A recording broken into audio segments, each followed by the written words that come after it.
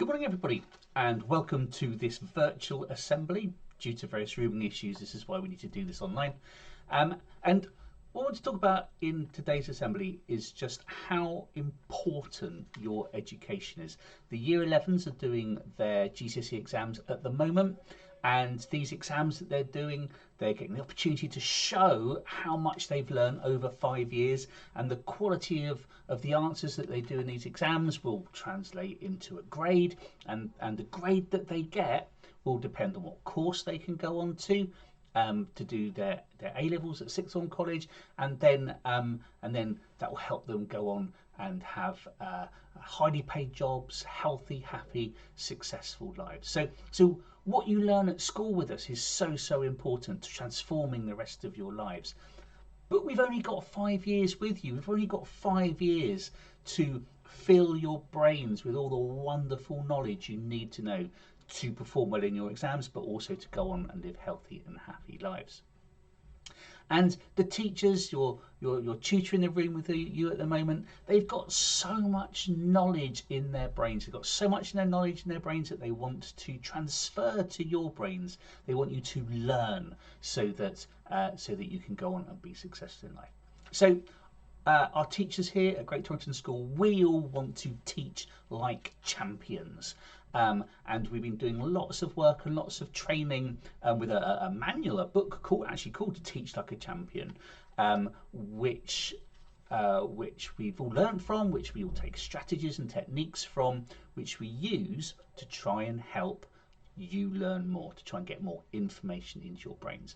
And it's all based on the very latest science of learning. So when people are in universities, they do tests and experiments to see what are the effective ways of learning. This all informs what us teachers do at Great Torrington School. So I want to talk you through a model of how your mind works, which I know I've shared with many of you before, but it's great to remember things, as I'll talk about later. And I want to link this to what actions your teachers take in the classroom and why they ask you to do the things that we ask you to do. So want to start by looking at the left-hand side of this diagram. And this point in the centre here is the important piece of knowledge that the teacher wants you to learn. So this might be that the Battle of Hastings was in 1066. It might be Pythagoras' theorem that a squared plus b squared equals c squared. It might be about why the plum pudding model of the atom is wrong. Whatever it is, this point here is what your teachers want you to learn. Now, to receive that information is a challenge because there's so many other distractions, aren't there, in a classroom. There's the fact that your mate's there and you might want to chat to them about what happened on Snaptalk last night. There might be a new poster up on the wall that you're staring at. There might be a strange banging and drilling sound outside that distracts you, to stop you focusing on the key piece of information that the Battle of Hastings happened in 1066. Also, you need to be in the room to hear that information. So if you're not in school, or if you're late for a lesson and you're not there when that information is given, you just never know it. And therefore you can't go on and be as successful as others in your exams. So we need to ensure that you are focused on the thing that you need to learn. So in order to do this, your teachers use several strategies or techniques to make this happen.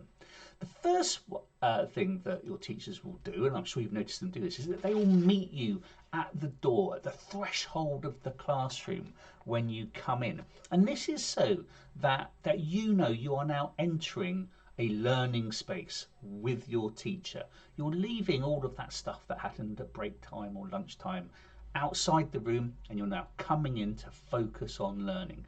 And that's why your teacher's there. And your teacher might check up on you and just make sure that you're calm, in uniform, and ready to focus on what you need to learn, not focus on what happened at break time or focus on, I don't know, whatever it is. So that's why your teachers will meet you at the door. Your teachers will also say to you, slant, so sit up, listen, Get ready to ask and answer questions. Nod your head to show that you're listening and track the speaker. Now they do this so that you are focused on the teacher, because your teacher's about to deliver this really important piece of information. Okay, and that's why we ask you to do it. We don't ask you to do it because we're control freaks and we all think it's good that children do that. We're doing that so that you focus purely on the important information that you need to learn. And also, you might have noticed that if there are some pupils that are causing distractions in your class because of their bad behaviour, because of maybe they're being rude to the teacher, whatever it is, you might be focusing on that and not on the key point that you need to learn. And that's why we've got this system where pupils, if they are disruptive and they can't sit sensibly in a classroom without distracting others, that we will remove them to the withdrawal room to ensure that they're not distracting learning and to make sure that everybody else in the class can actually focus on the thing that needs to be learned. Your teachers will use lots of other strategies and champion techniques to ensure that you focus on what you need to focus on. But that's just three that you might recognise all of your teachers do. So once this information once you've sort of focused and concentrated on this key information, so once you focus on the fact that the Battle of Hastings was in 1066, that piece of information then goes across into your consciousness, or you might call it your working memory or your short-term memory. It's all the same word for the same thing. So you're now thinking about the fact that the Battle of Hastings is in 1066. It's in your consciousness. Other things in the environment might not have entered your consciousness, like the colour of the walls in your tutor room, or how wobbly the desk is. Well, whatever it is, you might not have been conscious of that until I've just mentioned it. Stop wobbling your desks now. But because we've said this is the important piece of information, the fact that the Battle of Hastings happens in 1066, that's now in your consciousness. But you need to do something with that information in your consciousness for it to enter your long-term memory. You need to think about that thing, because what learning is the memory of thought. So if you haven't thought about something, you haven't learnt it, because you won't remember it, because learning's the memory of thought. So your teachers will ask you in class, after telling you the important piece of information, to do something with that information, to think about that information. Now this is why teachers will use a strategy which is called cold call. So this is when a teacher says to you, don't put your hands up, I don't want any hands up. I'm going to ask you a question. I'm going to want you all to think about it. I'm going to pick a name at random to give an answer. Now, teachers do this so that once they've asked the question, everyone in the class is thinking about the answer to that question, because they don't know if they're going to be picked to choose the answer or not. And you don't want to appear a bit silly in front of the teacher or your mates, do you, by not knowing the answer. So you all think about it, and then the teacher will say a name, and then that pupil answers the question. Okay, so that's why we use this technique, so that you think about the information that you've been told. We're not doing it to try and catch you out, or to we were going ha ha ha ha, this will keep them on their toes. No, we're doing it to make sure that everybody in the classroom thinks. Another technique that teachers will use is called turn and talks. This is when teachers in your classroom just say, oh, 2 or 3 minutes, just talk very quickly about why William won the Battle of Hastings, for example. So this is, and they say, you make sure you talk about what I've asked you to talk about, not what happened on Snap Talk last night. And that's because in your conversation, you should be talking and thinking about the thing you need to think about, the thing you need to learn. And that's why we do short turn and talk tasks.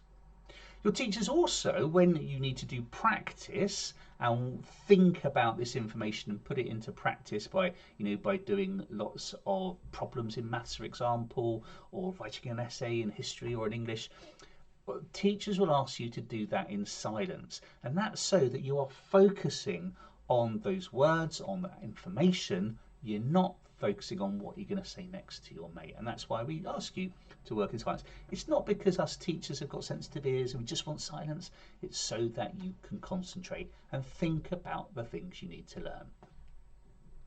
So once you've again, teachers use lots of other strategies and techniques to to do this. But here's just three I thought I'd share with you.